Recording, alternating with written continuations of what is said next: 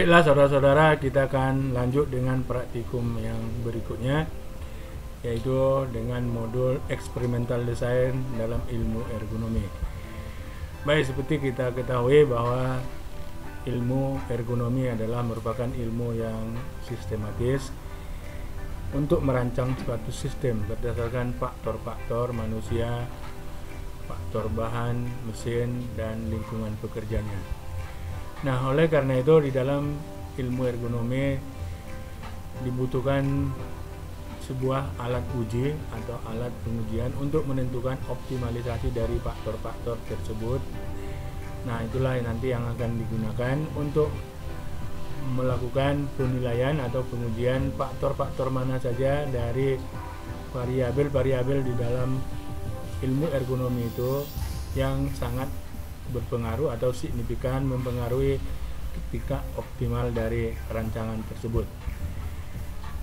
Dalam pelaksanaan praktikum eksperimental design dalam faktor lingkungan kerja, kita akan melakukan beberapa tahap. Yang pertama adalah pengertian dan penjelasan dari eksperimental design itu sendiri. Nah, yang kedua adalah melakukan atau membuat rancangan percobaan atau desain eksperimental dari praktikum ini. Yang ketiga adalah menentukan atau membuat rancangan dari sumber data atau responden yang akan diuji di dalam percobaan eksperimental ini. Nah, yang keempat adalah mengumpulkan data atau merekapitulasi data yang berasal dari responden. Tahap yang berikut adalah tahap yang kelima adalah melakukan analisis data yang telah direkapitulasi atau yang sudah dikompilasi dari hasil percobaan. Nah, untuk itu selanjutnya akan dilakukan analisis data, yaitu analisis of variance atau ANOVA. Tahap ke-6 adalah melakukan uji hipotesis. Sebagaimana diketahui bahwa desain eksperimental faktorial ini adalah untuk melakukan pengujian terhadap beberapa faktor sekaligus atau secara menyeluruh. Nanti ada 7 hipotesis yang akan diuji di dalam percobaan atau dalam praktikum ini. Yang terakhir adalah yang ketujuh, yaitu kesimpulan atau membuat kesimpulan dari hasil pengujian atau eksperimental berdasarkan hasil hipotesis yang diperoleh. Baik, kita lanjut ke pertama, apa itu eksperimental design faktorial, yaitu sebuah ilmu yang digunakan dalam sebuah pengujian beberapa faktor dan beberapa taraf sekaligus.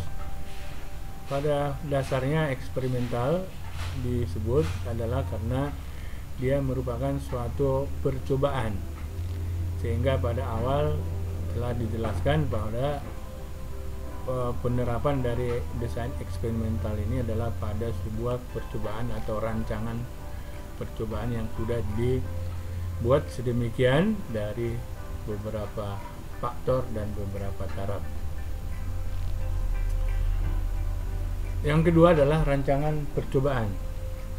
Rancangan percobaan pada eksperimental design ini yaitu adalah untuk membuat rancangan sebelum pengumpulan data, sehingga konsep atau rancangan percobaan ini nanti akan dibuat sedemikian rupa setelah mempertimbangkan faktor-faktor dan taraf yang akan diuji.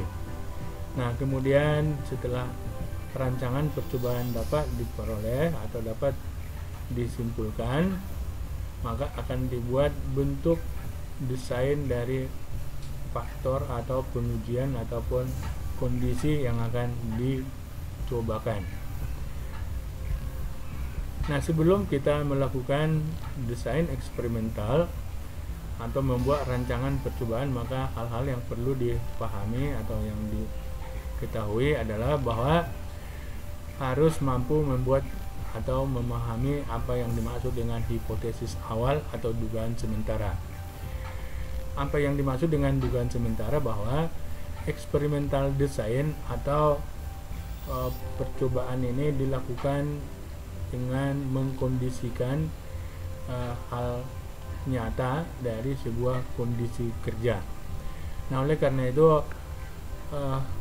untuk mengoptimalisasi hasil yang akan diperoleh dari hasil percobaan itu, sehingga tidak semua parameter nanti yang akan diuji cobakan, maka si pengamat harus mampu membuat batasan atau dugaan sementara faktor ataupun level ataupun tingkat dari sebuah kondisi yang akan dicobakan, yang dianggap itulah rank ataupun karakteristik yang mempengaruhi dari hasil yang akan diperoleh.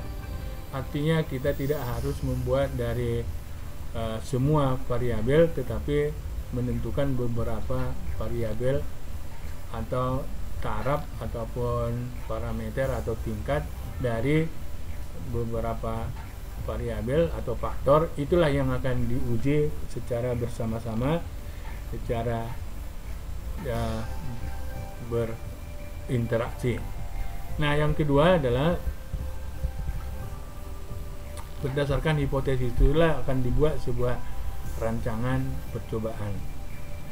Nah, seperti pada awal kita sebut bahwa faktor lingkungan yang akan diuji terdiri dari tiga faktor. Faktor A cahaya, faktor B kebisingan, faktor C ada suhu. Sedangkan masing-masing faktor utama ya itu akan kita bagi menjadi 3 level atau 3 taraf, yaitu kondisi 1, 2, dan 3, rendah, sedang, dan tinggi. Nah, oleh karena itu pada percobaan ataupun rancangan percobaan ini, taraf kualitatif itu harus kita rubah menjadi kuantitatif. Artinya parameter dari masing-masing taraf harus secara kuantitatif atau dengan angka. Dalam rancangan percobaan dapat kita lihat berbagai desain eksperimen atau rancangan percobaan, tergantung berapa faktor dan berapa taraf yang akan diuji. Nah, di dalam contoh ini kalau kita mau menguji ataupun membuat rancangan percobaan, yaitu untuk menguji 2 faktor A dan B, masing-masing faktor terdiri dari 2 taraf atau 2 level, maka akan kita peroleh desain percobaannya adalah faktor A dan faktor B secara matriks, sehingga diperoleh ada 4 sel atau 4 perlakuan. Nah, demikian juga kalau kita akan menguji, bila akan diuji adalah 3 taraf, 3 faktor ya, masing-masing dengan taraf 1 atau dengan taraf 2, maka akan diperoleh nanti beberapa kali percobaan atau pengujian. Nah, untuk 2 faktor, rancangan percobaan 2 faktor dan 2 taraf sering disebut dengan desain faktorial 2/2. Nah, sehingga untuk kolom dan baris atau matriks datanya nanti akan kita lihat A1, B1, A1, B2, A1, B2, dan A2, B2. Nah, di dalam praktikum ini kita akan melakukan desain eksperimental yang lebih kompleks lagi, karena kita akan menguji 3 faktor dan 3 taraf, sehingga disebut dengan desain faktorial 3/3. Nah, desain faktorial 3/3 ini yang tadi sudah kita sebut, faktornya adalah pencahayaan, kebisingan, dan suhu. Sedangkan untuk setiap faktor pencahayaan untuk tahap rendah 400 lux, sedang untuk pencahayaan kita buat 800 lux. Sedangkan untuk taraf tinggi kita sebut 1200 lux. Nah, untuk menentukan tingkat pencahayaan ini akan kita gunakan nanti lux meter. Nah, yang faktor yang kedua adalah kebisingan dengan taraf rendah 40 desibel.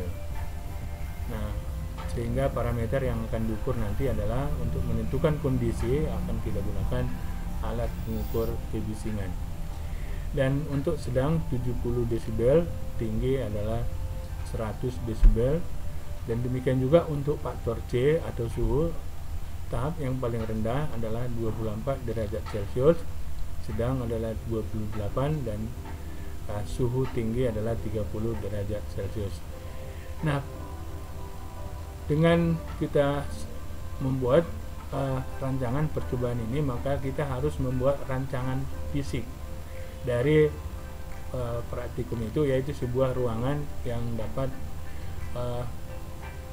membuat kondisi ruangan dengan parameter dan variabel-variabel di atas, yaitu menggunakan peralatan cahaya dengan menggunakan bola lampu yang bisa dirubah dengan pencahayaannya, kebisingan dengan menggunakan sounds yang dapat dirubah parameter kebisingannya, sedangkan suhu adalah menggunakan air condition yang dapat diatur tinggi rendah dari suhu tersebut.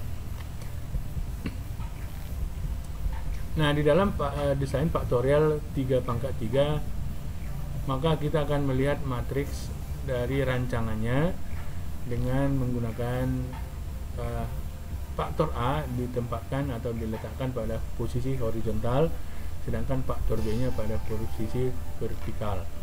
Masing-masing faktor terdiri dari 3 taraf, sedangkan faktor C dapat dibuat di bawah dari faktor A atau dalam posisi horizontal.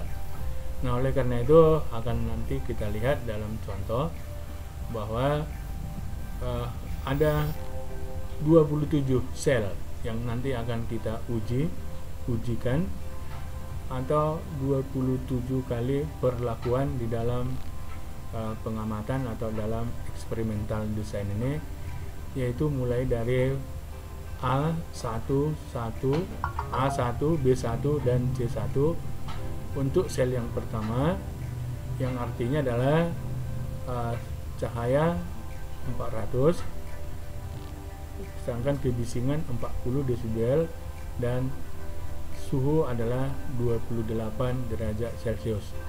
Demikian seterusnya, ada 27 sel sampai pada akhirnya yang paling terakhir adalah sel 333 atau A3, B3, dan C3. Nah, seperti kita ketahui bahwa untuk menguji dari masing-masing perlakuan ini membutuhkan sebuah ruangan dengan peralatan yang cukup, sehingga pada akhirnya nanti akan kita peroleh tabulisasi data yang kita sebut dengan 111, kemudian 112 sampai dengan 333. Nah, tahap yang ketiga adalah mengisi ataupun memasukkan hasil responden. Nah, seperti di awal kita sebut bahwa desain eksperimental 3/3 ini adalah merupakan desain eksperimental yang terdiri dari 3 faktor dan 3 taraf. Nah, bahan ataupun perlakuan yang akan kita lakukan adalah dengan menguji terhadap 6 orang nanti yang akan kita perlakukan untuk melakukan tugas di dalam sebuah ruangan yang telah dikondisikan sesuai dengan rancangan percobaan yang di atas. Nah, ke-6 orang ini akan kita uji dalam sebuah ruangan untuk kondisi ruang yang sudah kita persiapkan seperti di atas. Nah, responden akan kita berikan pekerjaan, ya, sebuah tes komparatif. Nah, sehingga nanti dengan waktu tertentu para responden akan bekerja atau melakukan pengujian dengan menghasilkan output, sehingga di dalam metode tabulasi data maka responden yang pertama kita sebut dengan responden dengan simbol Y1111. Demikian juga untuk responden yang kedua yaitu Y1112. Kemudian yang sampai ke 6 adalah Y1116. Nah, hasil dari pekerjaan tes yang nantinya dihasilkan dengan waktu tertentu, itulah nanti yang kita masukkan ke dalam tabulasi data. Nah, perlakuan ini akan dilakukan selama 27 kali dengan kondisi dan variabel ruangan dengan sesuai dengan rancangan percobaan yang sudah kita rancang sebelumnya.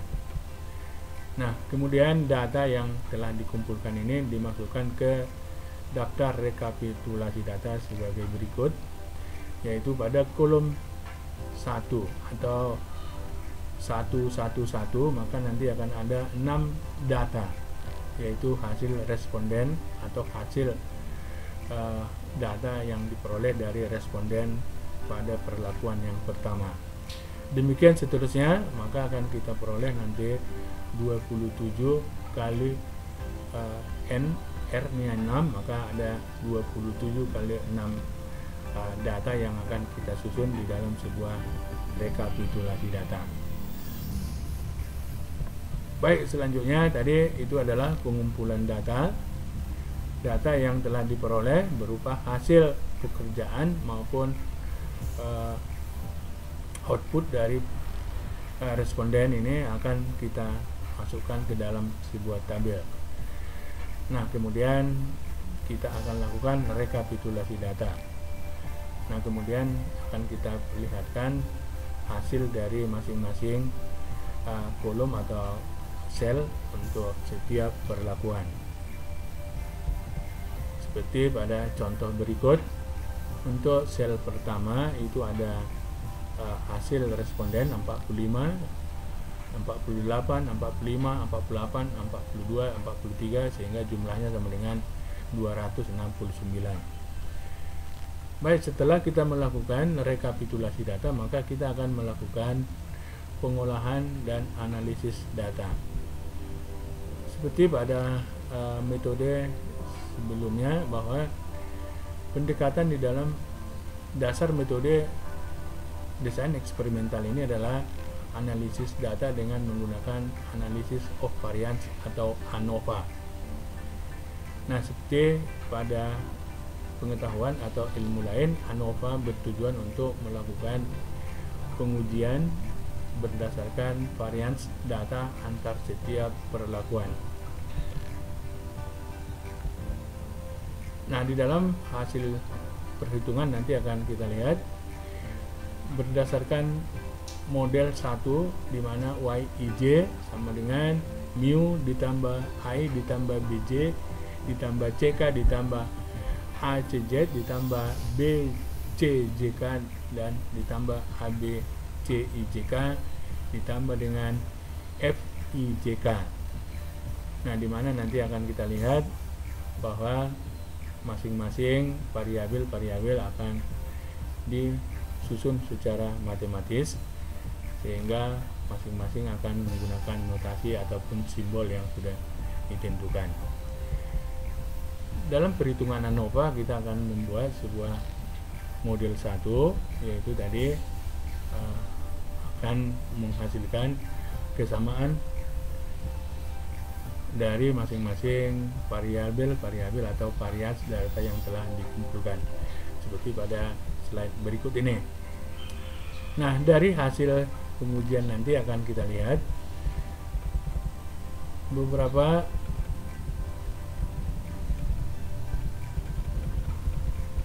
besaran-besaran yang akan kita peroleh di dalam perhitungan ANOVA, seperti pada tabel ANOVA berikut. Yang pertama, kita akan mencari besaran dari MSA. Ya, MSA adalah mean square ataupun rata-rata dari faktor A. Demikian juga nanti MSB dan mungkin MSC, MSAB, MSAC dan MSBC sampai dengan MSAB. Dari hasil mean square inilah yang nanti akan kita hitung masing-masing F hitung atau F hitung, yaitu dengan menggunakan pendekatan rumus MSA FA atau F hitung untuk A sama dengan MSA dibagi dengan MSE. Sedangkan untuk faktor B, ya, F hitung untuk MSB adalah MSB dibagi dengan MSE, demikian sampai seterusnya seperti sudah disampaikan atau ditunjukkan pada slide. Nah, sehingga kita akan melakukan 7 kali perhitungan untuk menentukan masing-masing F hitung atau mean square dari masing-masing faktor dan interaksi dari masing-masing faktor.